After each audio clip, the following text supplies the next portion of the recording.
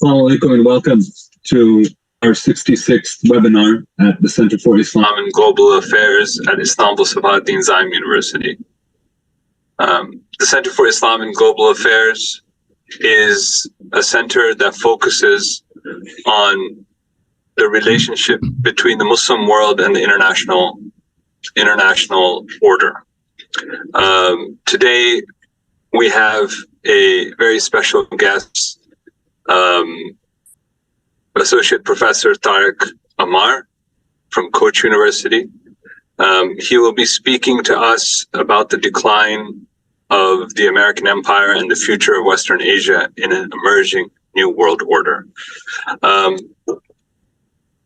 Like our previous webinars, we will be allowing our guest to speak and present his position for a few minutes, and then we will engage him in question and answer.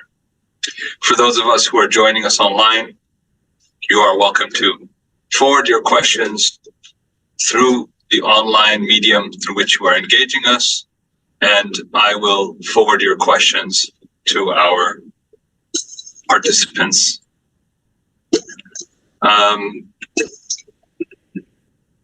Dr. Tarik Amar is a historian and an expert on international politics. He has his PhD from Princeton University, and currently, as I mentioned, he is a professor at Koç University.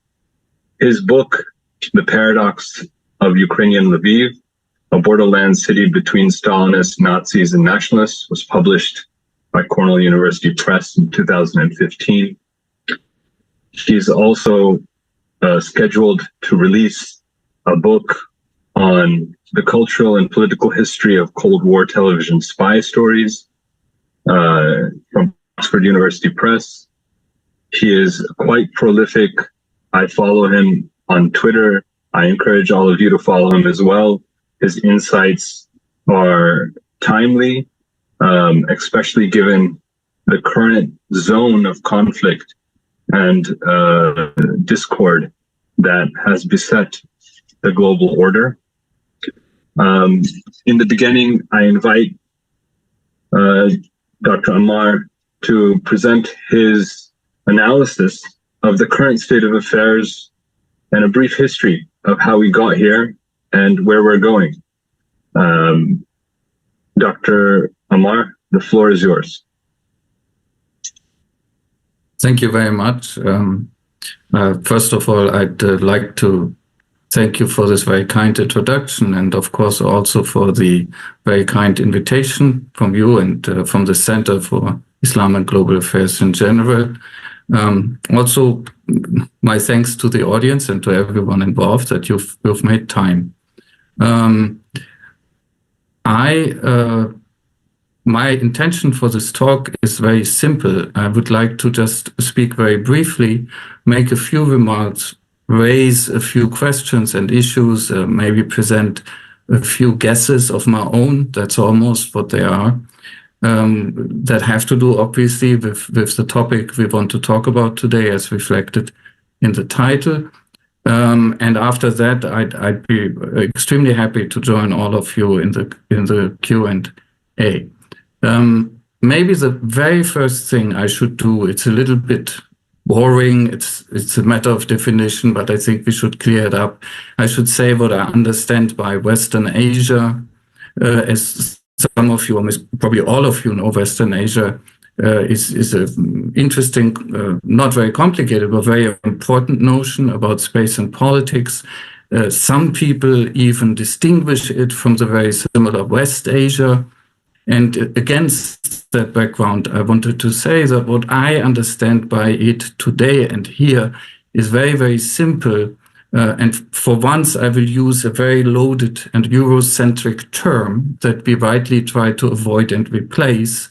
But just to make clear what I have in mind, I will say I see Western Asia, the Western Asia we are talking about, or I talk about now, as sort of a Middle East plus.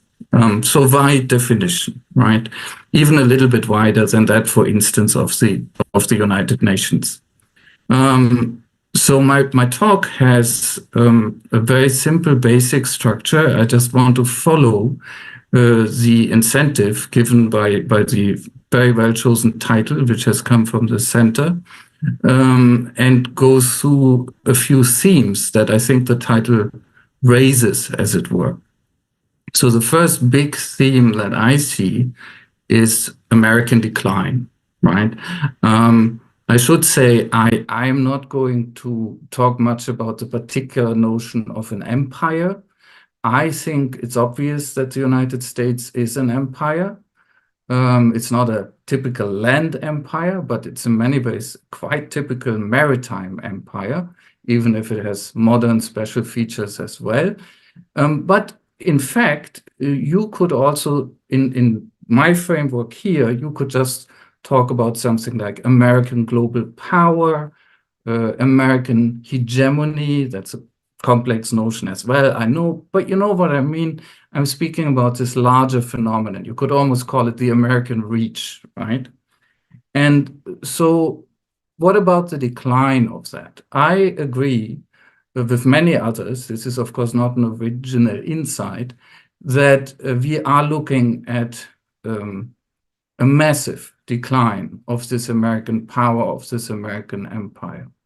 And to me, analytically, that raises immediately two very important questions. One is, how do we know that, right? How do we know that US power or empire is declining? But the second question that it also raises to me, and I think is at least equally important, how do we know that that decline that we are seeing is special? If you want, that it's secular, that it's epoch-making, or if we put this negatively, how do we know that this American decline is not something we could call sort of a cyclical or cyclical, I should say, downturn, right? To highlight why I think this is important, let's remember a thing that has now been forgotten because it has receded so much into the past. But once there used to be, in the 1980s, in the 1970s, something called the Vietnam syndrome, right? And the Vietnam syndrome was the idea that because the United States had suffered a great setback in its war in Vietnam, against Vietnam, really in many ways, complicated, but that's how I would put it, that because of that, the United States was massively declining. So in that sense, very similar to what we are feeling now, but I think fundamentally different in the end, if you think about it. The Vietnam syndrome, of course, was overcome, for better or for worse. If you ask me, it's a tragedy that the Vietnam syndrome was overcome in the way it was overcome, right? By a return to a very brutal type of power projection, by post-Cold War triumphalism, by Reaganism, all of these things. But it was overcome. So if you had looked at the United States in the 1990s, a lot of people would have said to you, yeah, that there was a blip, right? We had a problem, but we made up for it. It's done. We defeated the Soviet Union. That's what they thought. I think that's a complete misinterpretation of history, but that's what they thought. And clearly, what happened after the Vietnam War, the oil price crisis, all of these things, the cultural malaise that were coming together in this moment, that was just that, a moment. It wasn't a downturn forever, right? In fact, we came back stronger. And as you know, there is a very rough analogy, right? As all analogies, this isn't working very well if you think too much about it. But superficially, right? Remember that when the current American president, now known as Genocide Joe, for very good reasons, I think, came into power a few years ago, a lot of people in the United States and in Europe were saying, America's back, America's back. So there was this idea that another blip had occurred. And the blip, of course, was marked by the reign of the terrible bad king, Donald Trump, who's, of course, probably going to come back now. I don't think that America has ever been back. I think we're seeing right now that everything is getting much, much worse. And I think we need to think about why this downturn that we have been seeing in our lives is actually a real shift in history. This is not a blip. I think, to answer that question, to just throw out a few indicators as I see them very roughly, right? Why do I think that? I think you can see this across two key dimensions. And the one of them is what I would call the geopolitical or international. And the other one is what I would call the domestic, social, cultural. If you want, very simply, abroad and at home, right? Abroad, we see a very interesting constellation, namely that we are now in a post-Cold War world. That means, as many of us acknowledge, that the period that was marked by what has been called American unilateralism, right? The idea that only the Americans had the power to influence global politics in the end decisively, that period is over. And a lot of Americans are seeing that as well. The second thing is, not only is that period over, we are seeing the rise of not one, but several, what the Americans call peer competitors, or when they want to sort of not be that generous, near peer competitors, right? We have Russia, we have definitely China, more China than Russia in many ways. India, unclear, but certainly not simply an asset for the American empire. And even on the American continent itself, if you take it seriously as a whole, you have a power like Brazil. And its future is very unclear, but it's very unlikely to be a reliable asset for the American empire. And it could very well turn into a powerful part of a balancing coalition against the United States' international influence. Now, the other thing we are seeing is that the value of American alliances is declining. This is very important, in my view.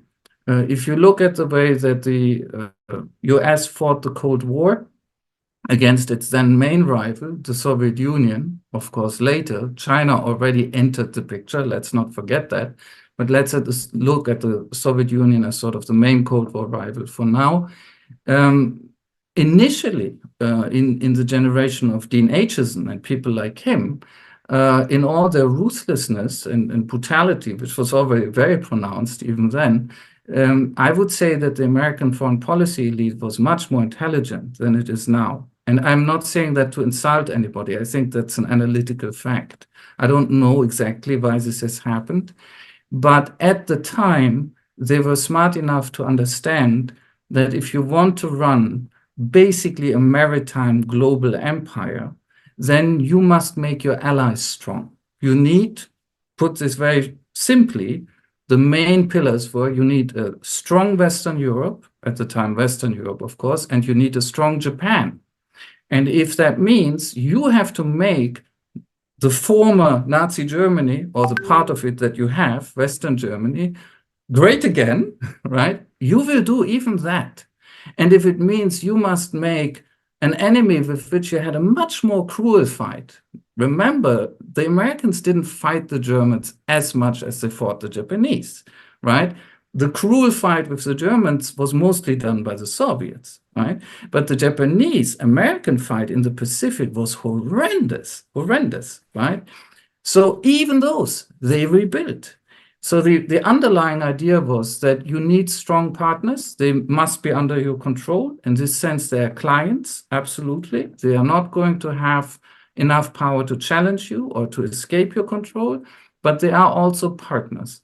And if you look at recent American policy, they have ruined Europe. They have literally ruined Europe.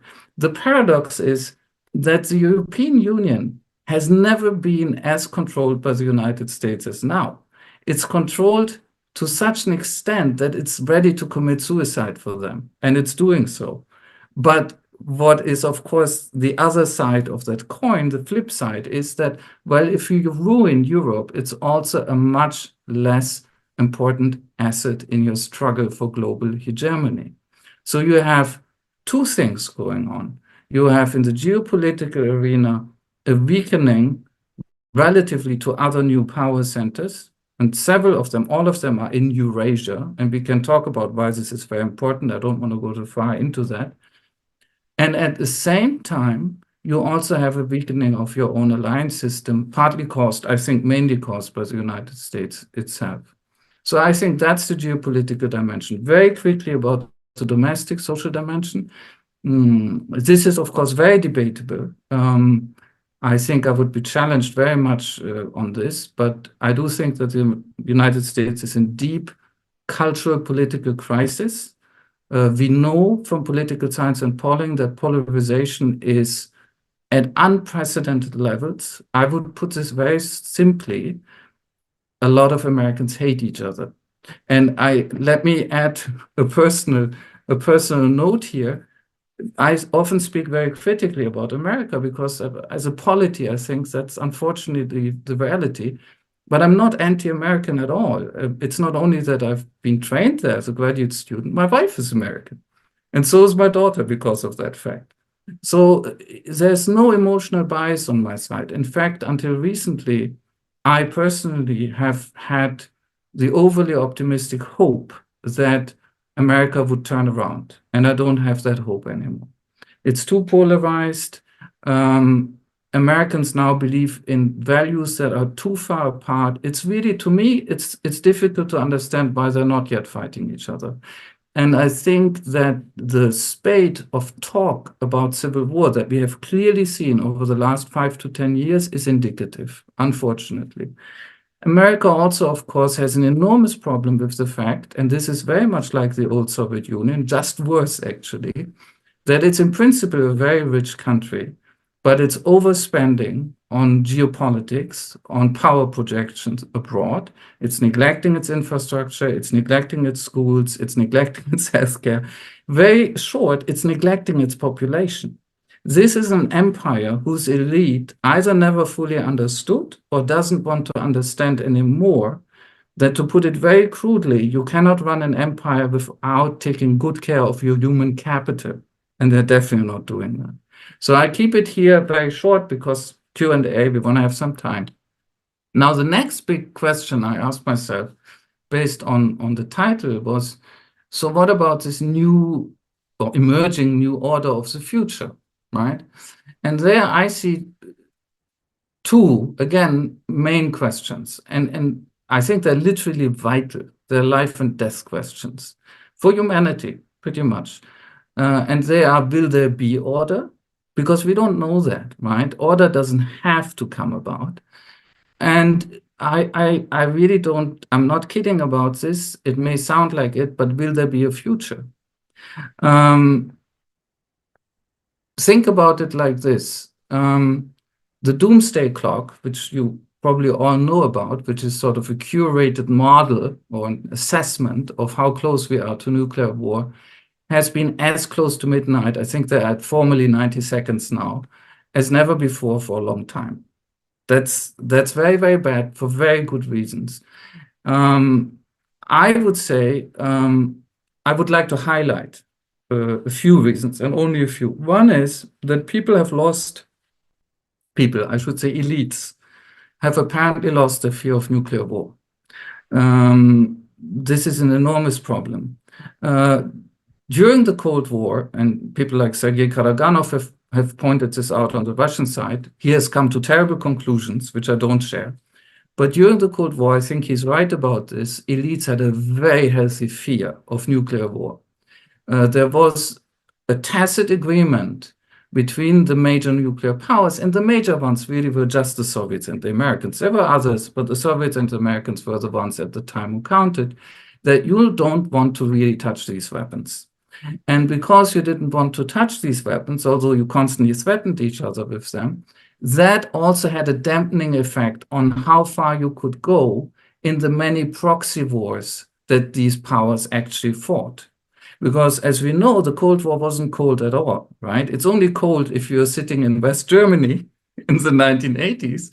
That's how I grew up, right? It feels very cold. It's very quiet. It's a bit boring.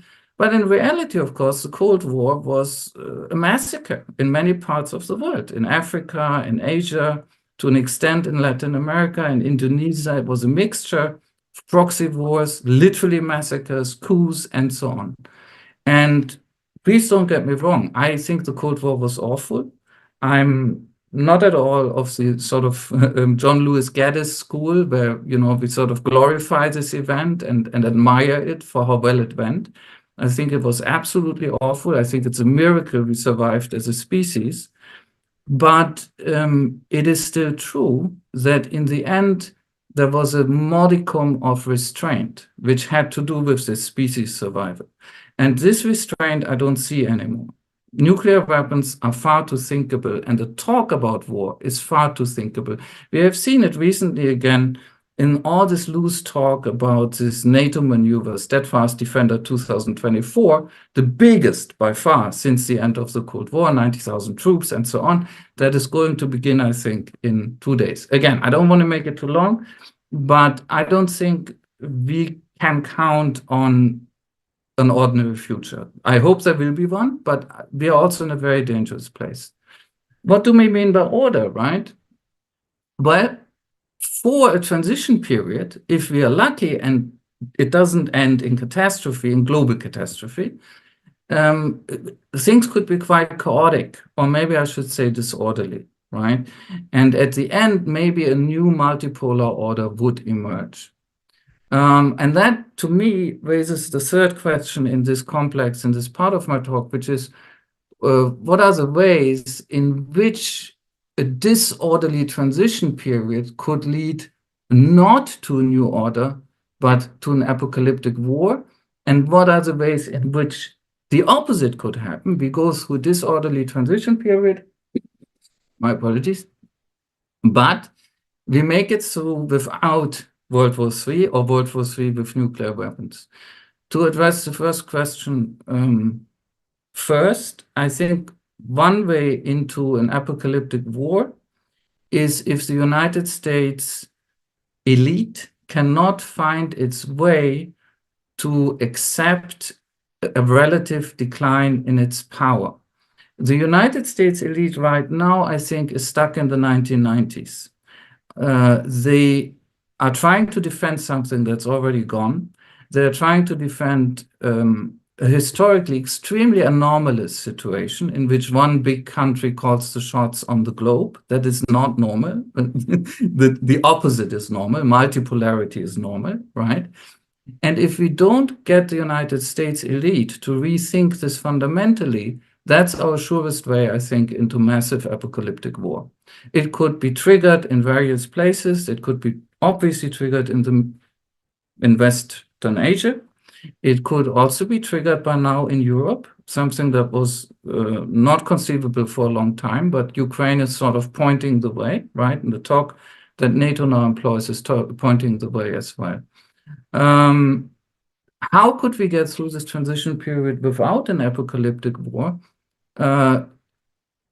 My personal belief is by a revival of deterrence. And this is terrible. I do not like that conclusion at all, personally.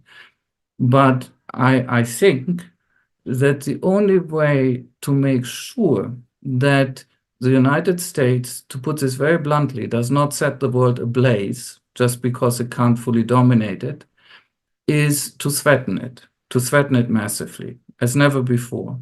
And this leads to an irony. As you know, George Kennan, one of the great diplomats and foreign policy thinkers of the United States, devised the idea of containment as a long-term strategy in the Cold War. What was practiced in the end was not what he wanted. Let's be clear about it. But still, the basic idea was his.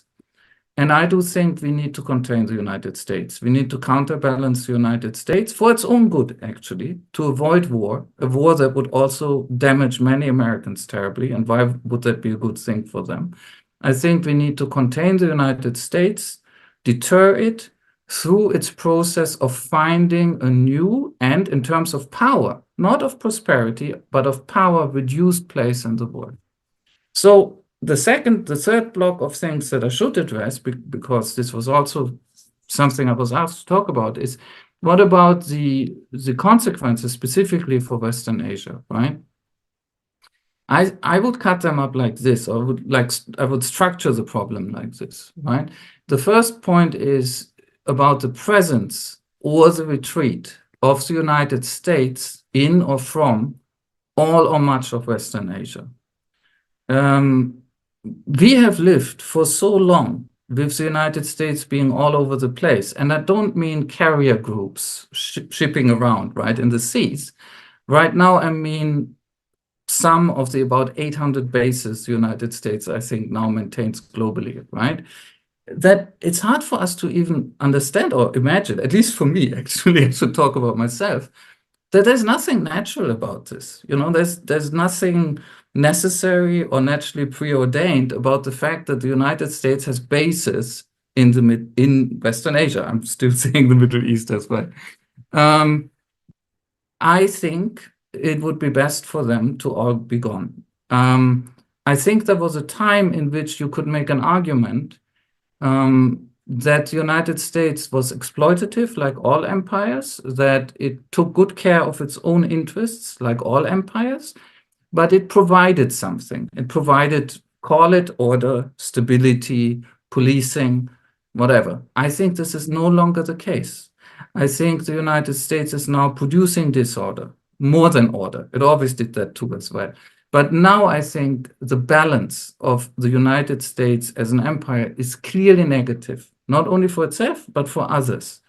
It doesn't make sense anymore. And in my view, it should completely be forced to leave the region if it doesn't go on its own. That, of course, would lead us ultimately very much to the question of Palestine and Israel, as it were. But we can talk about this in the Q&A as well. Then the second big question I see there is the relationship between the regional states, right? And it seems to me that if we enter a disorderly transition period in which the United States will decline and hopefully not explode the globe while it's doing that, and in which China will rise, and Russia is clearly coming back, to name only these three. If that is true, it would be in the best interest not only of the states in Western Asia, but also of everybody else if the internal conflicts in Western Asia were finally resolved.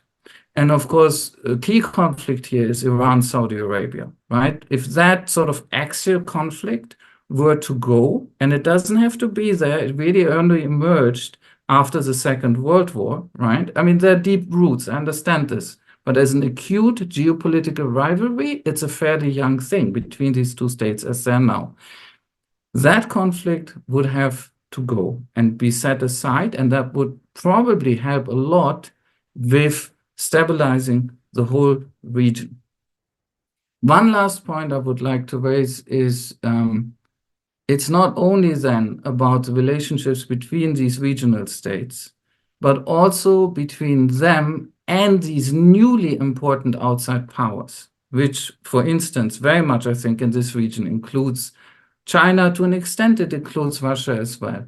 China has already, as you know, made its diplomatic weight felt, has become more engaged, interestingly enough, as a mediator, principally as a peacemaker, right, in this region as well. But here's the crucial questions. I don't think that either Russia or China are interested in literally replacing the United States. I don't think that they want to take over the role of the United States in West Asia, wield influence in the same, as I think, very aggressive and destructive way. I think, and I'm not trying to, how should I say, romanticize them, but I think for reasons that have to do with their interests and their strategy and the way that they approach foreign policy, they would actually like to structure their relationships with Western Asia differently, right? But obviously, it's also a question of the states in the region. The states in the regions, once again, and here I come back to something I've mentioned before, I think it will be crucial to achieve unity. Not unity, but at least a very high degree of cooperation. Because once that is achieved inside this region, whoever grows in power outside, be it China, be it Russia, it will be much easier to achieve a much healthier sort of balance with them than has existed basically since the 1930s and then growing onwards between between Western Asia and the United States. So I would like to end on sort of a hopeful note. I am, in one sense, optimistic. My guess is that if the transition period towards a new order does not end in catastrophic warfare, then what could come out later, the new order that could emerge, could actually be significantly better. In that respect, I'm not a cynic, as it were. Thank you very much for your attention. Thank you very much, Dr. Amar. You've kicked us off in a very strong direction. And there's many points that I would like to jump into and dive into. But before we open the floor to Q&A, we have on the call Dr. Sami Al-Arian, who is the director of our institute. I'll give him the honor of doing the first response and raising any questions that he may have. And then from there, we will open it up to the floor. Dr. Sami, the floor is yours. Thank you, Awais, and thank you, Dr. Amar, for your presentation. Instead of me trying to pick different points from the presentation and be incoherent, what I will do is to present how I view the US, at least since World War II forward, and try to be brief. I may reach the same conclusion, but probably from a different angle. And then maybe we can engage and give and talk once Dr. Amar comments on my comments. The way I see the US, of course, the US was for a long time trying to become an international power and then trying to become a dominant power. That role took a stronger shape right after World War II, when it came as the strongest among all the allies who came out of that victory over Nazi Germany and Imperial Japan. And the US wanted that role and wanted to become not only the most powerful country on earth, but also to create its institutions and manage the world. And of course, pretty quickly, within a few years, the Soviet Union came as a competitor, and then we lived for about 4 decades, what is called the Cold War. And the US used its power, as Dr. Amar pointed out, with George Kennan, when we talk about the containment policy. And it's really this. The US policy, with or without the Soviet Union, it does not allow any major power, any great power to become dominant in its own sphere, in its own region. Because once it becomes dominant in that region, it can go out of that region and starts competing and challenging the United States in different parts. The US has established its supremacy in the Western Hemisphere with the Monroe Doctrine, which was announced in 1823, but it didn't really dominate it until it became a naval power by the turn of the century. So that is the basic US policy, US posture when it comes to other parts. Now, once the Soviet Union collapsed, and we have a very, very weak Russia, which stayed weak for about, hibernating for about more than 2 decades, possibly in the second presidency of Putin, when it became, after it overcame Chechnya and becoming to reassert itself. So for about 25 years, we had a unipolar moment, what Mearsheimer would call and others, a unipolar moment. And that's when the US started using liberal hegemony, trying to social engineer in the Middle East, or try to change governments in Europe, the color revolutions. And that's why it was pushing all kinds of countries into NATO in the hope, of course, it was a pipe dream of eventually getting to Russia, and so that it can change Russia into another color revolution. And it was hoping that with the emergence of China as a capitalist country, that eventually that will become also a Western political system, which it never contemplated.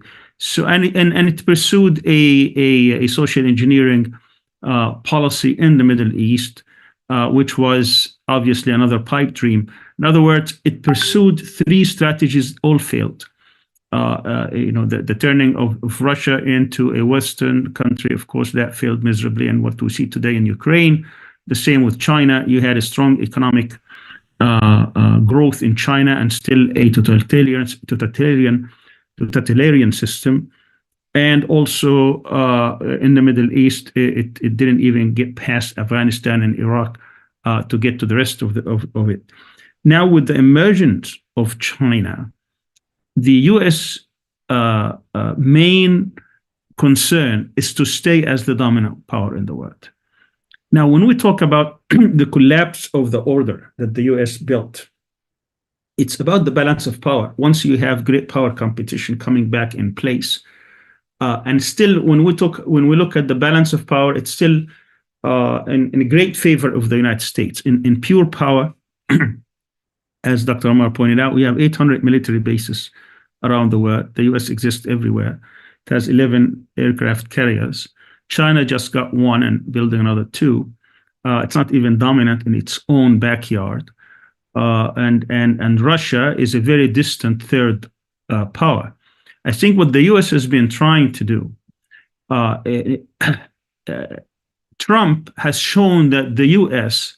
under certain leadership could actually become, I wouldn't call it isolated, but it could pursue a policy that would be to the detriment of the power elites in Washington. And therefore, what Biden tried to do was to make sure that Europe will always be in the sphere of the US.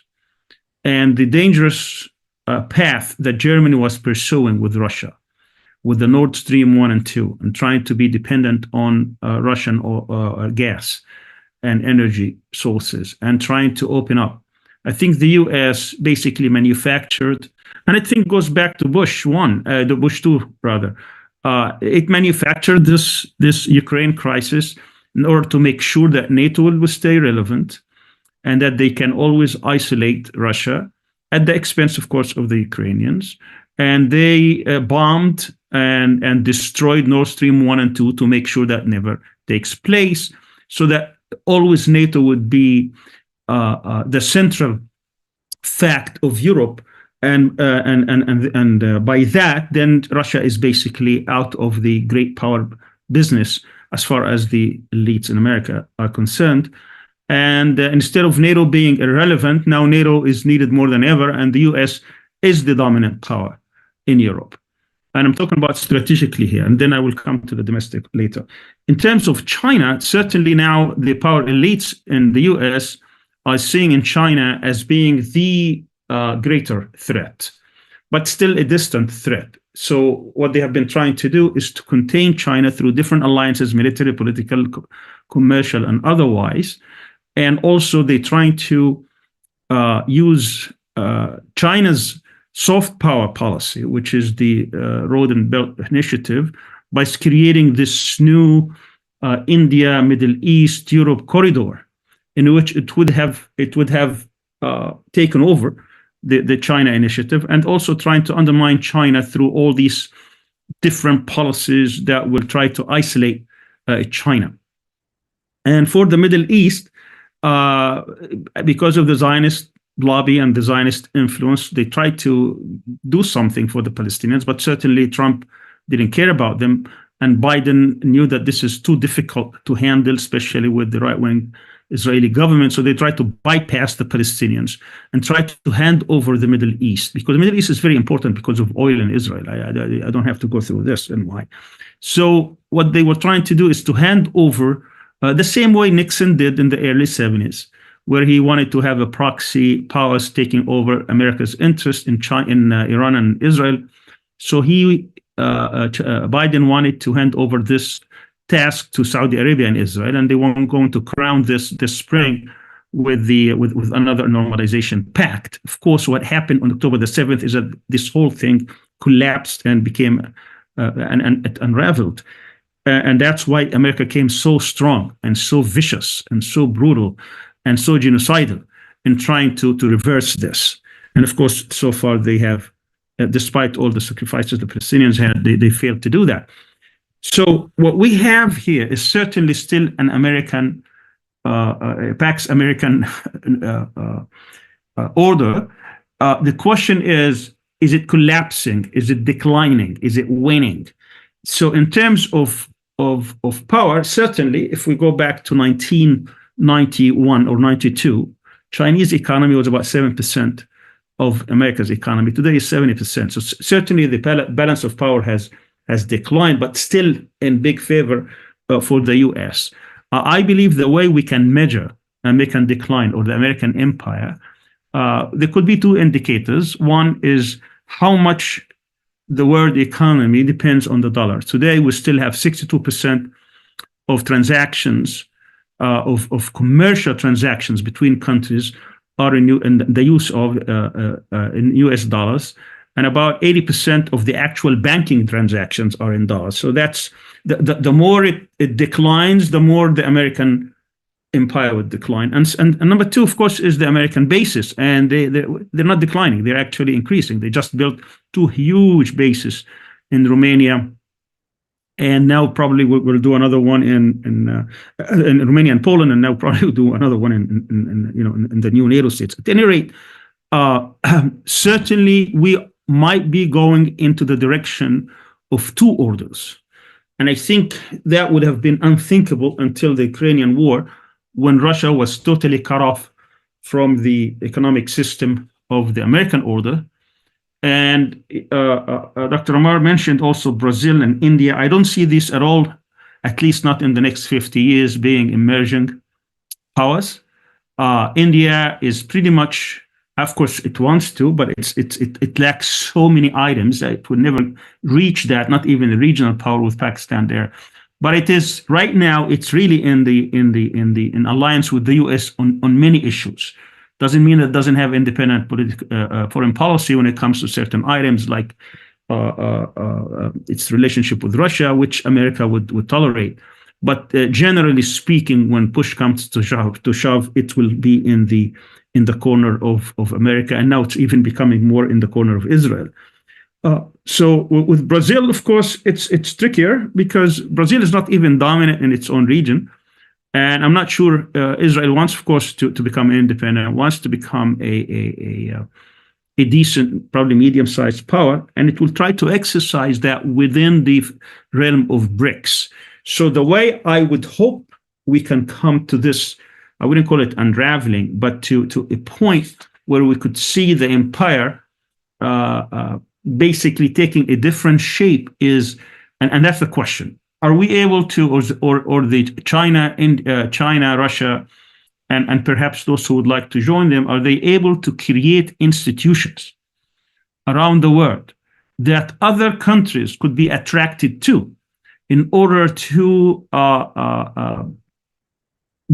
dent the American order? I mean, America is doing a decent job in trying to undermine its own order. I mean, by the fact that the International Court of Justice comes and gives you an unmistaken ruling against the genocide taking place in Palestine, and America comes totally against it, and then the second day try to undermine it by stopping all funding to UNRWA. I mean, they're doing a pretty good job in destroying their own system that they have created. When they come and try to veto every single resolution asking for ceasefire in Palestine and Gaza, and then they come and defy 153 nations, and then it shows that they are really undermining the system, yet it's still an American-run order. So this is where I would see the future. If China and Russia are able to defy the US order by creating their own institutions that will attract the global South, economic institutions, monetary system, a new banking system, a new communication system, that people could get off, Twitter and Facebook and have their own Telegram and things that will be so friendly. Of course, there are so many obstacles, but these are some of the indications that I will be, I'll be looking for. I think that could take a few years, but that means first and foremost that China has the will to do this. And my observation is that China has not taken that because it does not want to ruin its relationship with America right now until that military gap between them is much narrower, particularly about Taiwan, because there is not going to be a world war. The only exception, because it has nothing to do with logic, has nothing to do with realism, it has nothing to do with power calculations, it's Taiwan. The US has actually in its hand a formula that will destroy the world. Not that it will use its nuclear weapons, that it will push Taiwan to declare independence, because that's the only irrational thing that China could do. Everything else, China is not going to be pushed into any other confrontation. But the only issue that emotionally it cannot overlook is the issue of declaring independence as far as Taiwan is concerned. So the United States understands this very, very, it understands it in a very good way, that that is probably in its hand, but the United States does not also want a confrontation, nuclear confrontation with China, trying to contain China through these different alliances that is creating around it with all the different regional players, from Japan to South Korea to Philippines, Laos, Taiwan. Taiwan, of course, is a different story, Vietnam, and so on and so forth. So what the US is trying to do is to widen that gap, not to shorten it, to make it much difficult for China to emerge as a regional power, to actually build its soft power around the world, which China is doing pretty decently, and try to push China in a situation where China will surrender, will accept certain terms, that this is a US world order and managed by the US. China can take a decent role, but not a dominant role. So far, with President Xi, he's not accepting these terms. So he is trying to build his own order. So this is where the competition is. Are we going to maintain the US world order, or are we going to see, and I think we'll know this in the next decade, or we're going to see a different order that is being shaped, that it will be totally probably separate from the US world order. If that happens, then the US will push most countries to choose. A lot of countries will choose the US world order because of many, many things. I don't have time to go over it. So this is where the competition would be. Let me say a word about the Western Asia and the Middle East. I think it was interesting how he defined it, Middle East plus, which is very nice. I don't know if North Africa is part of that, because North Africa is part of the Middle East. But speaking about, let's say, the Arab world and beyond, Iran, Turkey, and Western Asia plus, or Middle East plus, I think the key to this, most of these countries, with very few exceptions, Iran being one, are basically in the US orbit. So we're going to see the US crumbling, the US order crumbling in this region. The more the people and these governments and these countries become more independent and willing to challenge US supremacy and hegemony. As I said, the US was trying to hand over the management of this region to Israel and Saudi Arabia. That temporarily has stopped. It's frozen right now. But this is where we're heading. And US wanted to go really concentrate more on China and other parts. So the more people, if we have another Arab Spring phenomena, if we have more people's rising against this order, and we have seen that a lot of people are totally unhappy, and they are willing probably to do a lot of damage to the US because of its policy in Palestine. So this is another key. Most people do not know that US has 63 bases in the Middle East. Yesterday, people just discovered suddenly out of that there is a base in Jordan that was never announced. Even Jordan quickly said, no, this is not in Jordan, because they have been exposed that there is actually a base in Jordan. And it was exposed by the US. The US did not know that. People didn't know. And today they're trying to backtrack. But the fact of the matter is that there are bases in at least 12 Middle Eastern countries that we know of. And the more people know about this, and the more they start becoming more independent, and they will probably try to kick the US out, like Iraq is doing today. Today, there's a huge debate in Iraq to close all US bases. And of course, the US announced that it will close its bases and will have to close its bases in Syria. So the more this happens, let's say in the next 10, 15 years, then obviously there will be another situation. So I agree with the conclusion of Dr. Amar that that world order or that U.S. world order could be on its way out, but it's in a more nuanced way, that it's not going to give up easily, that it's going in a different direction, and that there might be a confrontation. I don't think it's going to get to nuclear. I don't think the U.S. would ever, even though they are very ruthless, it will not destroy its own world order. But of course, there are situations where we can think that could be a possibility because of, again, irrational thinking in certain terms. Last word about domestic. I do not believe. I think people sometimes exaggerate what happened inside the United States. The United States had a civil war. That civil war stayed for about 4 years. It was the most vicious war. More people were killed in that war than all other wars, over 650,000 and possibly several million injured. Most people do not realize that there is no mechanism in the US Constitution for a state to leave. And that's what happened in 1861. I mean, those states who wanted to go and do Confederacy, and Lincoln said, no, you're not going anywhere. You're staying in the states. There is no mechanism, there is no legal mechanism except armed insurrection. Except Texas, if I may say. Texas. No, there isn't. There is not. I'm sorry to say. Texas has special rights, actually.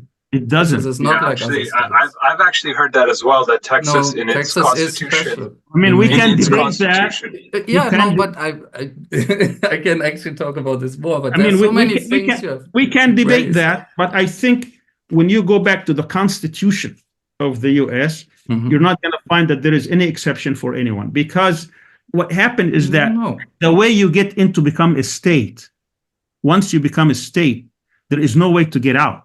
Of course, you can create a mechanism. That mechanism, I don't think whoever talks about that, I don't think that's ever been thought out in a way. A lot of people try to present theories, but constitutionally speaking, I do not believe that any state has the right to secede. That is not. I would add one thing, if I may. I will finish, and then you have the. So, and then when it comes to the use of National Guard, because how are you going to secede? By force. I mean, there is no mechanism for you. So what are you going to do? You're going to declare a republic. We are the Republic of Texas, and you're going to challenge or dare the federal government to come and reverse this. I mean, there's no other way. Now, according to the law, and I'm not making the National Guard at the end is under the control of the commander-in-chief, not under the control of the governor. So and that happened, by the way, in 1954 with Eisenhower, when Alabama challenged Eisenhower, the board, U.S. versus Board of Education. When it was it Alabama or Mississippi? I think it was Alabama. But if I may, don't you think that civil wars don't always follow the law? I mean, how did that's the point I'm trying to make. This is exactly the point I'm trying to make. So this is exactly the point I'm trying to make. So if you're going to have a civil war, so what does it have? Texas have what, 50,000, 80,000, and these are reservists who go to train 2 weeks a year. These are, they don't have F-16s, they don't have F-35s, they don't have B-1 bombers, they don't have anything. So what are they going to fight with? We're not back to Confederacy, with I can answer your questions, but you have to give me back the word for me. I just think people make a lot of hype.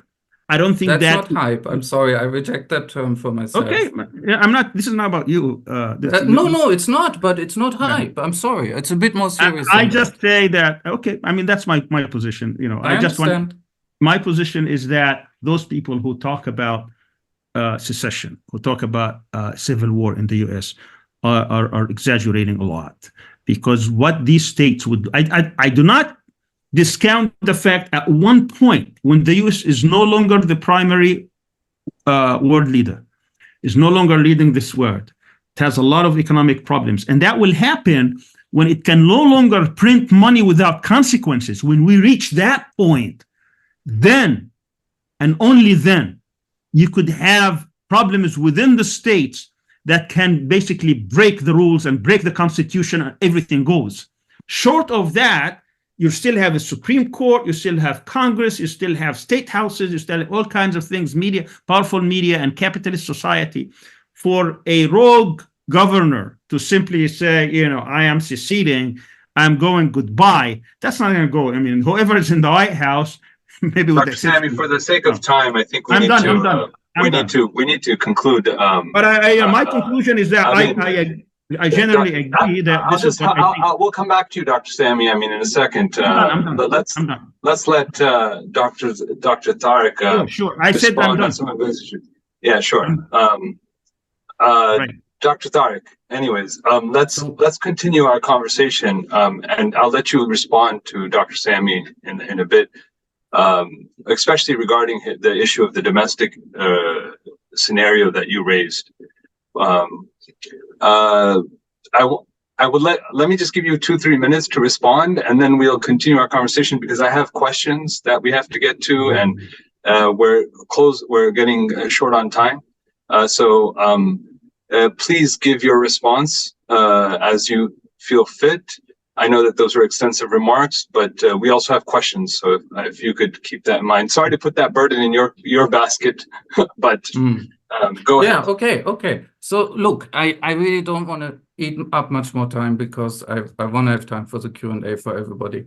I'm happy that Dr. Al-Arian has filled in many of the details that I didn't talk about on purpose because I wanted to keep this a little more general. Of course, the BRICS is important. Of course, de-dollarization is important. What has been left out is economic warfare against China. I think economic warfare against China has already failed, at least the first round. And I do call it economic warfare. I follow the New York Times there. I don't think that's an exaggeration. What we have seen is economic warfare with the CHIPS Act and in the area of AI, and it hasn't worked. So if we want to talk about tensions between China and the US, I do not think it's true that the Chinese want to play nice. And the reason is that the Americans are not playing nice with them. I also have to disagree about the possibility of World War III, and I disagree for 2 reasons. It can start not only in Taiwan. As Mearsheimer has actually told us, realism, in his view, explains about 75% of all cases, and 25% it doesn't explain.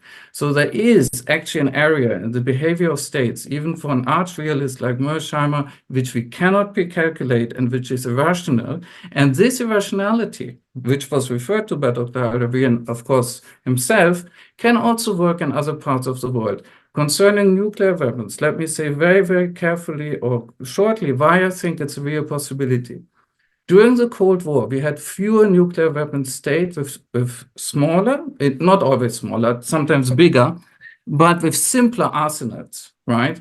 And we know at least about 2 major crises where we came extremely close to actual use. One was on the very last day of the Cuban Missile Crisis, and it was an accident that was avoided. And the other one was, I think, the Petrovsky incident in the early 1980s. So we should never discount the possibility that in a very tense world, we can go to nuclear in spite of elites not wanting to do it. We just have to do enough brinkmanship, and then we have to risk a mistake. I think this should be pointed out. In terms of the overall tenor of the remarks, I would say I have stressed the decline, and the commentator has stressed the way that the glass of the United States is still more than half full. I entirely agree. But please be careful with military assessments. If you look, for example, at Russian military industry, shell production, and American shell production, and European shell production right now, the Russians are actually ahead. And right now, it's not even easy to see how that will change. And we are talking here about 155 millimeter shells. So those are basics. The world isn't that simple anymore. The United States isn't always superior. Yes, the United States has, I think you're right, 11 carrier groups, but you probably know that not all of them are operational all the time, only a few. You also probably know that the development of missile technology and onshore batteries means that we will see a place where these carrier groups will become much less relevant. When bases and carrier groups decline, then, of course, American power projection as a whole will be in jeopardy. And my argument would be we might be closer to that than people who only look at absolute figures may think. It is true, I agree with you, that the United States asserted itself against Europe. They did. But my point is precisely that by asserting themselves against Europe and by destroying German foreign policy, they also did great damage to themselves. And that's a dialectic that I think the American foreign policy elite is completely missing, but I don't think we should miss it. If an empire maintains itself by weakening some of its strongest clients, that's a very dangerous tendency for the empire. They might count that as a victory over the Germans, but it's actually self-defeat in my view. The other thing, Trump and isolationism, I totally agree. Trump might take the United States to isolationism. He may either destroy NATO directly or he may heavily undermine it. If that were to happen, and I think a Trump presidency is very, very likely now, then again, we could see sudden change. My argument would be that we're already in a period where sudden change is entirely possible. We can no longer assume that the very big data that show us all the assets that the United States still has, and of course I'm very aware of them, allow us to predict the future. Let me make one last point to give you an example. At the beginning of the Russian large-scale invasion of Ukraine, February 22, there was almost unanimous consensus that Russia didn't stand a chance. This time they had gone too far. The so-called sanctions from hell would destroy the economy, and ultimately the arsenal of the United States in the hands of the Ukrainians would destroy them militarily. Where are we now? Ukraine, if there is one big lesson, it is that the United States and NATO are actually not as powerful than people thought as of March 2022. Ukraine has held out longer. That has surprised us too. But Russia has also done much better than expected.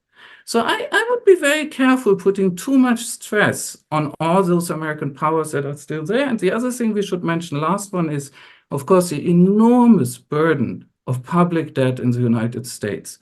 Now, Jamie Dimon and Janet Yellen may disagree on how bad this problem is, but I think there's agreement that the United States has a very severe geopolitically significant public debt problem.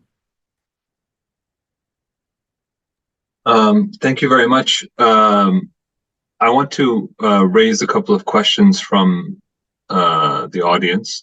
One is, I think both you and Dr. Sami have mentioned, but particularly in your opening remarks, about the possibilities of Western withdrawal, especially American withdrawal from Western Asia. This American withdrawal, as you mentioned, is seen as being natural in a certain sense, because there's nothing natural about the amount of bases that are in the globe. However, as you know, some people from Western Asia argue that it's better to have, and this is a kind of a Cold War argument, maybe you can give us understanding about it, but even in Turkey, for instance, but also in, I think, the Gulf, Russia and China were shown as being more geopolitical threats because of their proximity, right? And therefore, reliance on American power for certain Central Asian and I would say Western Asian states was seen as a way of not just for American power projection, but for their own benefit. This, in a certain sense, in a resurgent China and Russia, this argument may reemerge because of the fact that, American security architecture in Western Asia is not something that was an accident of history, but as you well know, many military strategists in Turkey, in places like Pakistan, in places like Iran, previous to the revolution, saw Russian aggression and even as a threat to themselves. So how is this different? How can a receding American power not be seen as a natural process? I'm not trying to defend American presence, but I'm trying to ask you, is there a case for this kind of argument to reappear, a kind of a Cold War 2.0. I mean, in which states will say, hey, you know what, actually, American security in this region is better for us. I'm not advocating for it, but is there room for that kind of argument to reemerge in the future, and therefore the prospects of American power remaining being longer than maybe we think? Was that clear? I don't know. Yes, absolutely. Look, here's the point. In my view, concerning timescale, right? I would actually not engage in predicting very precisely how long certain processes would take, right? So what would be the condition under which this argument that you've outlined, where the United States is a faraway power that can be used to balance closer threats, really, right, from other states, would retain its validity and actually regain its validity on top of that. Right? Exactly. That's what I'm asking. Right. So you need, in my view, you need two conditions for that. One is Russia would have to become much more aggressive than it actually is. And this gets us back to the Ukraine war. Right? Exactly. That's where I was going to go next, but yes. So if you accept, let me simplify, but the NATO or Western narrative, right, which is that Russia engaged in the Ukraine war, especially in the large-scale version, since February 22, because it's imperialist. Russia is, as such, is imperialist, and Putin personally is an imperialist, right? And I think with Putin personally, there are elements of that, but that gets very far. Let's simplify and say, main Western argument, Ukraine war, outcome of Russian imperialism. Then, of course, this argument of we still need the United States makes much more sense immediately, right? And it can be transposed to another region. Why not? But if you follow, as I would do, Mersheimer on this, right, and some other people, and you would see the main reason of the war, although I think it's entirely wrong that Russia has done this, but I still think the main cause of the war is the encroachment of the West, right? And the attempt to bring Ukraine into NATO and to end Ukrainian neutrality. So that's a very different calculus on Russia's side. It's not an imperialist calculus. It's a bad calculus. It involves a crime, because a war of aggression is a crime, whatever your reasons. I stand by that. But it is not an imperialist calculus. It doesn't mean, oh, I just want to go there to get more and more territory and influence. So from my perspective, interpreting the causes of the Ukraine war like this, I don't see the Ukraine war at all as an indicator of Russia being on an imperialist trajectory. So that falls away for me.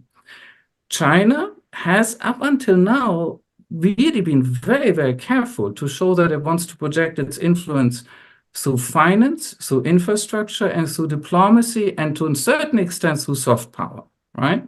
That I think is really the basket they're using right now.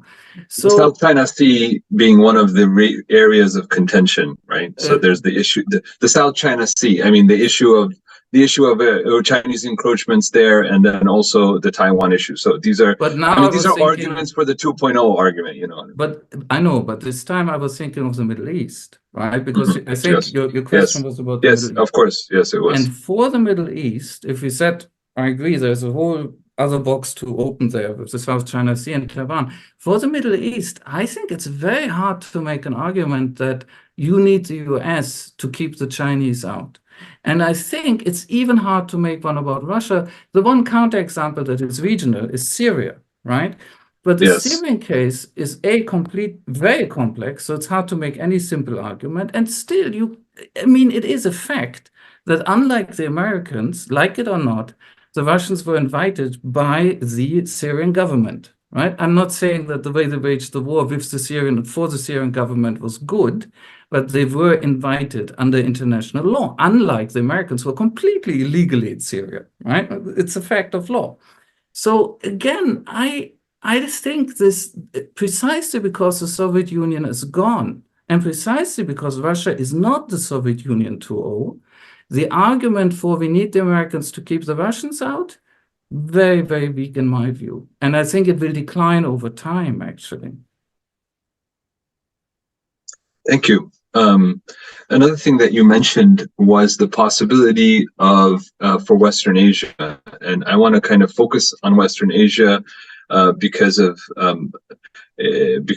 I feel like the future in the different scenarios you've outlined, Western Asia kind of hangs in the balance, and very little commentary has been done about what could happen in a multipolar world for Western Asia.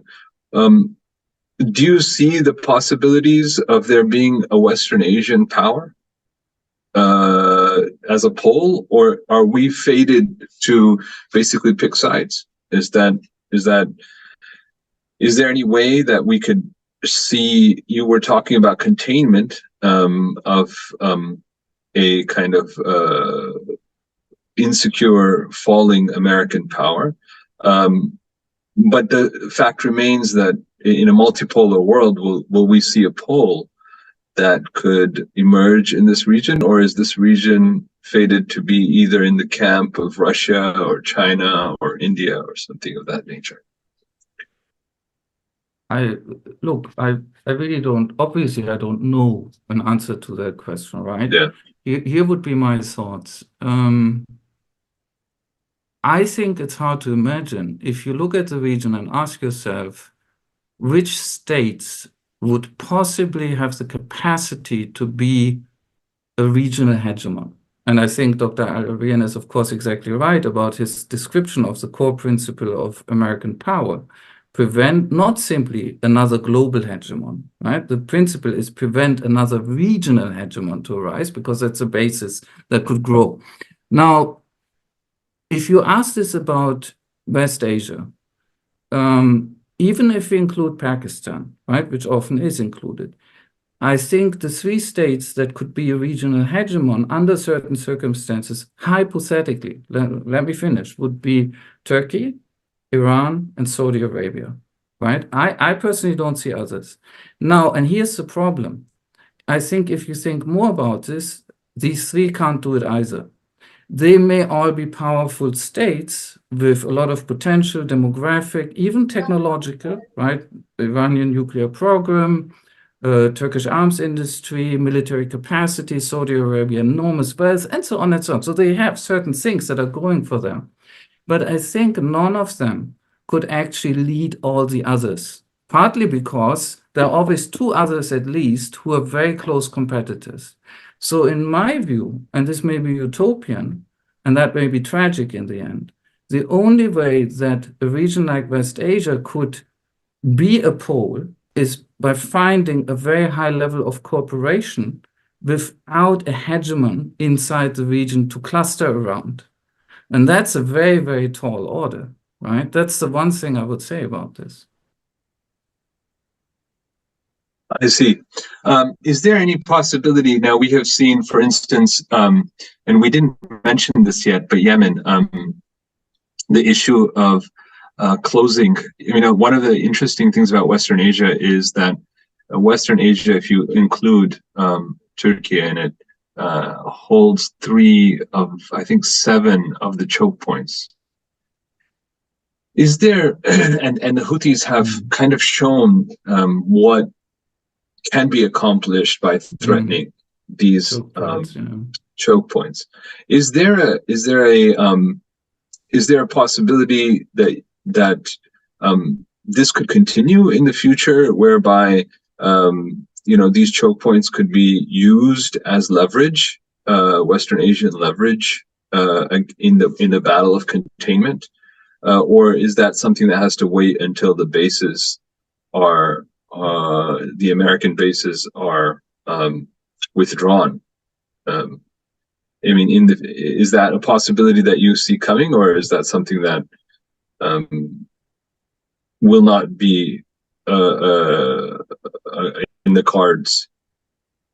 Look, again, my sense is that your question is ultimately about what people call connectivity, right? The choke point is in a way the opposite of connectivity, right? It's when you disturb or disrupt connectivity, right?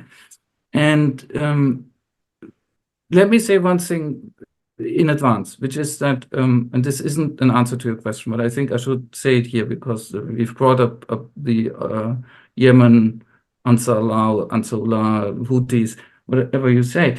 I'm entirely in agreement with them. I think they're the only ones who take the Genocide Convention seriously right now. Not the only ones, but they are one of the very few forces that actually uses military means, according to, I think, they were supposed to use against the genocide perpetrating state, right? So that's my position on what they're doing. But the larger problem that you're talking about is, I think, difficult because we know, and partly the Belt and Road Initiative has shown us this, that connectivity, if we don't see some great fracturing and breakdown, right? Connectivity is increasing, and it's also increasing over land. There was a very interesting article, I think, of Foreign Affairs or Foreign Policy, one of the two, right? Recently, precisely about the fact that we are all looking at the ships that can't pass, and that's still very, very important, but we are not looking at the fact that there's actually a land route being used to Saudi Arabia, right? Used as an alternative. It's not yet very efficient, but there are signs in the world that actually overland transport is gaining. And these choke points then will lose some of their strategic value. Now, the one point I would make about this is that I think they may lose value in terms of global effects. What the Houthis are now doing still, or Ansar Allah, I should call them, what they're now doing still has the capacity to disrupt global trade as a whole, which is why they're being attacked by basically the US and a few allies. That may recede, but I can imagine that choke points as defensive choke points, and the same would be true for something like the Strait of Malacca, will still be important in the future. But they won't have necessarily the same capacity to mess with global trade as a whole. Also keep in mind that the effect that we are now seeing from the Red Sea disruption is partly reinforced from something else entirely unrelated, which is that the Panama Canal is not functioning well. And the Panama Canal is not functioning well right now because basically climate change, right? So to assess how exactly these maritime choke points as such will work in the future, I think is extremely difficult. I think they remain important. I wouldn't count too much on them, frankly. I wanted you to, also ask you about the relationship between the crisis in Ukraine and the genocide that's happening in Gaza right now. How are these connected? How are these different in terms of the global order? I know that there is a lot of misunderstanding about both of them. In the case of Ukraine, still today, the NATO narrative is quite dominant, and people and your work, does a good job. This is way before, Putin started saying that there's neo-Nazis in Ukraine and there's a problem of fascism there. You wrote this way before all of this happened, and you were working on it, and people still don't understand, what is the actual issue in Ukraine. So I know we don't have a lot of time, but if you could, if you could give us some background about how these two conflicts are different and how they're similar, and what they tell us about American power, that would really give our audience benefit from your expertise. Well, look, the first thing I would say is that I really don't see genocide taking place in Ukraine. I have long said that there are war crimes committed, think in larger number, by Russian forces than by Ukrainian forces, although there are some on the Ukrainian side as well. There may be crimes against humanity, but I've never seen the case for genocide remotely. It's not happening in Ukraine.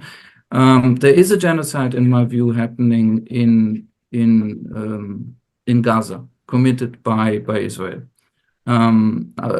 Obviously, as you know, the ICJ has just ruled essentially that is plausible enough for so-called preventive measures.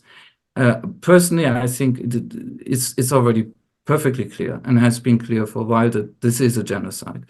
So that's one big difference. The other difference is both conflicts involve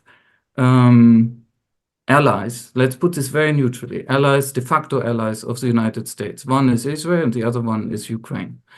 I think we have seen when 7th October happened that Ukraine has never reached the same level of importance as Israel. It was made crystal clear. It was like a controlled experiment, right? Those shells are going to Ukraine, now they're going to Israel, right? And Israel needed them much less, by the way. So that is one difference. What I think what might happen from these two conflicts combined in the public eye, the global public eye, is I believe an enormous further discrediting of what's called the rules-based order. And the rules-based order I understand as a fraud. The rules-based order for me has always been for a long time in direct contradiction to international law. If you say to me the rule of international law, which I would believe in, I know it's not really happening, at least not a lot, but I think it's a great idea. I see that as the opposite of the rules-based order. The rules-based order is a euphemistic term for cheating, for saying, well, sometimes we use international law and sometimes we don't. And we have sort of the meta power of deciding when and where we do what. And when we want to invent a new rule that isn't even in international law, we can do that as well, but nobody else can. I'm sorry to be very harsh about this, but I think that's the real world we live in. And I think that Gaza, the genocide in Gaza, is going to deliver another terrible blow to the prestige of that notion. Western Europeans will cling to it for a long time. Canada will cling to it. Australia will cling to it. The United States, obviously the main beneficiary of this ideology and this lie, I would say, will cling to it. But much of the world will completely abandon it and not believe in it any longer if they ever did. And that, in turn, will be beneficial for powers such as especially Russia and China, because they've long made the same argument. And I think about this, they're entirely right. The rules-based order is a way of fuzzily encoding that the West gets the last say. I'm sorry to be very brutal about this, but that is a rules-based order. So that's one effect that Gaza will have, and Ukraine will not have that. Ukraine, let me say one more thing. The attack by Russia on February, or in February, on the 22nd or 24th, 22, was, to me, a clear breach of international law, and it falls under war of aggression. There's no doubt about this, right? One can argue about how it came to that. We've talked about this a little bit, but it's still, that's what it is. Now, wars of aggression have, of course, been committed by the West as well. In that respect, the attack on Ukraine was comparable to the attack on Iraq in 2003. Very, very clear case for me as well. However, a war of aggression is one, if very bad, type of international crime. The so-called atrocity crimes that the UN defines and that include genocide and also ethnic cleansing, though you probably know that ethnic cleansing, legally speaking, has a slightly fuzzy status, right? That's not very important. These so-called atrocity crimes are a different matter again. The West will also suffer from something else, which is that it has tried to accuse Russia, on top of everything else, of the crime of genocide. Right? There's specific, we've had, of course, a case, but there are also scholars in the West at very reputable universities, not only in the United States, who've come out and explained this is why the Russian behavior in Ukraine is genocide. And these scholars have not said a word about Gaza. And I'm not saying this out of personal disappointment, although, of course, I'm very disappointed by this behavior. I'm saying this analytically because I think this is another facet in which Western soft power will take an enormous hit from what is now happening in Gaza. And unfortunately, it's a pattern, and it's a pattern that we also don't see in Ukraine. There is nothing comparable in the Russian case, and I'm not saying this is some friend of Russia, it's just not a thing, to the ICJ coming out and saying it's plausible that genocide is going on. Here are preliminary measures or preventative measures, I forget the exact term. One of them is you need to let in aid, humanitarian aid. First reaction from by now 7 or 9 states in the West. Oh, by the way, we don't like UNRWA anymore, which is a direct hit on aid. And the pretext under which this attack was carried out on UNRWA is, of course, the flimsiest you can imagine. 12 people who under Israeli interrogation have in some way actually incriminated themselves. That's a ridiculous pretext. And so this reaction from the West amounts to collective punishment, at the very least. Collective punishment is a defined war crime. So the reaction from these Western governments to the ICG is to directly commit another war crime, over and above everything they've been doing to support, to be complicit in the genocide against the Palestinians. I see nothing comparable hitting Russia's prestige in Ukraine. With all the destruction, I cannot see anything comparable. And I think a lot of the world can't see anything comparable. Now, let's be clear about one other thing, which is, I'm always astonished, but a lot of people don't seem to know or remember that the Genocide Convention of 48 explicitly mentions complicity. Complicity is a point in the Genocide Convention. A lot of people think this is some sort of rhetoric. Oh, here's the perpetrator, but that's not good enough, so let's call this guy an accomplice. No, this is a legal fact. In the Genocide Convention, you cannot perpetrate a genocide, you have to prevent it when you see one, and you cannot be an accomplice. It's there. It's actually listed in one of the articles. So if you provide, like Germany or like the USA, weapons and ammunitions to the Israeli state, doing what it's doing now in Gaza, I don't see how this is not being an accomplice. This is textbook accomplice. What else is an accomplice? Somebody shoots somebody, I hand them the gun and the ammunition. Yes, I'm an accomplice, definitely. And I think this analogy holds. So once again, Russia, not simply because it may very well win this war in the end, Russia will not suffer the blow to its prestige, to its sort of moral standing that the West will suffer from Gaza. Not just Israel, the West. The West could, after all, have taken a very different position. It was perfectly possible, right? Even with maintaining the alliance with Israel for the United States, it was perfectly possible to say, look, we understand October the 7th, horrible, horrible, horrible, but you cannot just go in and commit a genocide. This was possible. But instead, they pulled out all the stops. They believed all the Israeli propaganda. They've never reacted to the fact that by now we have Israeli media telling us that a significant amount of people killed on 7th October were killed by Israeli forces. The United States has never corrected its policy accordingly, right? So I don't see anything yet on the Russian side that would damage Russia in the way that the West has damaged itself during this genocidal warfare by Israel on Gaza. I think there's a big difference here. Thank you very much, Dr. Amar. There's a lot more issues and things that we could talk about and questions, but unfortunately, we have run out of time. We're coming to the end of our session. Before we close, I wanted to give both yourself and Dr. Sami a few minutes to do some concluding remarks, if there was anything left over that you would like to address. Dr. Sami, do you have any responses to what Dr. Tarik has mentioned? Your mic is off. Once again, I want to thank Dr. Amar for all the insights he talked about. I do agree with most of what he had to say. I do believe that we are at a crucial moment in world history when it comes to the transition from one order to the next. I don't think this is going to happen overnight, So I do agree with that. I do think that there are lots of nuances and details taking place. Certainly, all the before we move on, just right there.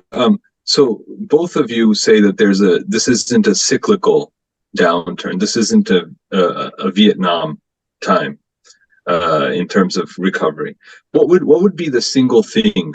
I want to hear it from both of you all that really indicate that we're in a world historical moment here. I think the fact that we never had a unipolar moment, that we have one power really reaching all corners of the world. We never had that before. We always had regional. So for about a quarter of a century, you had that, and that's why Fukuyama wrote The End of History. That's it, we're done. And of course, that wasn't the case at all. And the fact that you do have now the emergence of three powers, not two, global powers, even though Russia is a weak third power. But if Russia and China will continue their path towards more cooperation against the US, and if other powers try to assert themselves more, like Brazil, and now we saw South Africa. I mean, it's all about working as an independent state, respecting your sovereignty and trying to assert yourself. That's what I was saying about this part of the world. Unfortunately, most countries in West Asia, in the Middle East, the US has so many cards against them. I can't imagine them breaking out unless they really, obviously with the exception of Iran, they want to do that without giving up something in which they would do that knowing that there's a price to be paid.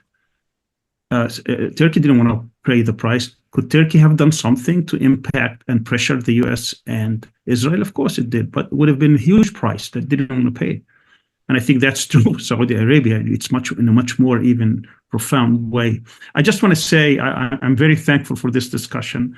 I love the discussion. I liked the presentation. I hope we can continue that discussion in the future. Certainly, what's going to happen in a month or two when this war is over is going to have huge repercussions about the future of that world order, because, as Dr. Amar said, people no longer people no longer believe, not even outside the United States, inside the US. I've heard so many people talking about they no longer believe that they are for good.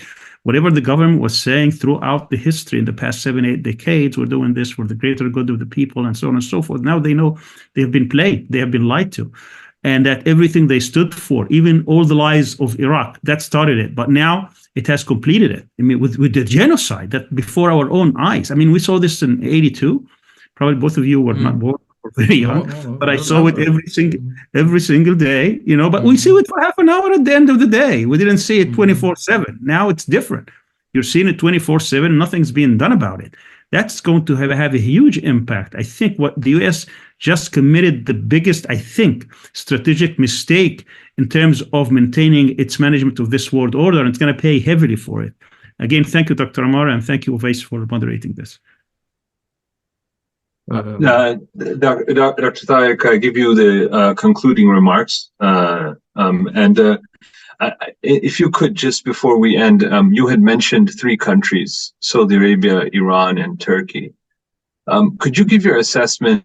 Because even now, if you speak to, for instance, foreign policy experts in this country, in the region, there's a lot of conspiracy theories about Iran and its positioning and its independence. So I would like to hear your assessment, because as I see it, and I think most observers see it, the only country that is able to maneuver in a sovereign or semi-sovereign manner in the region is Iran, by far. And everybody else seems to have their hands tied. And so I would like to hear your assessment about Iranian power in the region and its future as well, while you conclude. Yes, let me first of all thank you and Dr. Al-Arian as well, not only for the invitation, but for very inspiring discussions. Thank you very much, sincerely. As to your question, look, the first question you asked about what's the single thing where you would say this is an indicator, I can't answer it. And I wonder why. I can think of a few things, but I can't really settle down on anything. So let's set this aside. But the second question you asked about the capacity for certain countries in West Asia, in the Middle East, to break free. There's one thing I would say about this. One small thing. One small thing is, it's true that Iran, in its partly imposed, partly self-selected opposition to the United States and its allies, has for decades now, so to speak, hardened itself, right, and become a particular sovereign power in practice. But look, even Saudi Arabia, especially during the war in Ukraine, has shown signs of behaving out of control, right? Think about the oil price and how Saudi Arabia was not going along with the United States at very important moments during this war. Think about the Russian-Saudi relationships on carbohydrates, not carbohydrates, on oil and gas. So even there you see a little bit of leeway, but I still agree with you. There's a lot of constraints throughout the region. I entirely agree. But here's my major point, which is, look, if you think about how the Soviet Union collapsed, think about Central Asia. I think we could agree that for Central Asia, they did not play a role in the collapse. I think that this is fair to say. The Soviet Union essentially collapsed from the center. That's the best description of the process, I think, if you have to bring it to one very to a single point. And when it collapsed and weakened at the center, all these peripheral forces were set free. And at the very end, after the coup already in 1991, after August 1991, you could really see the effects on Central Asia, right? Because there was no option anymore. When the other Slavic republics met in Belarusia and basically liquidated the Soviet Union, there was a successor meeting for the Central Asians, but the decisions had been made. The empire was going. So I think we have to be clear about one thing. Leaving imperial control does not necessarily mean rebellion. Some states leave imperial control because the empire is falling or weakening, right? There are two ways in which you can get out. One is very active by fighting for your sovereignty or freedom, if you want to call it that. But the other one can be fairly passive if the empire is weakened by something that has very little to do with a specific region. Let's, for instance, assume the one worst case scenario, there is a terrible war over Taiwan. Depending on how that war goes, it's possible to see a United States that has to retrench and sort of retreat onto itself and then will abandon its outlying positions. As Dr. Al-Arian has pointed out, even now we have talk about leaving Syria, and we have talk about leaving Iraq. We don't know whether this is happening. We don't know when it is happening. The United States can go back on its talk. But it's not impossible for the United States to be in a situation where it will leave a region much more alone than before. The current level of engagement in the Middle East is unbelievably high and costly. Can it last forever? I think the default is it cannot last forever. Question is, how do you get there, right?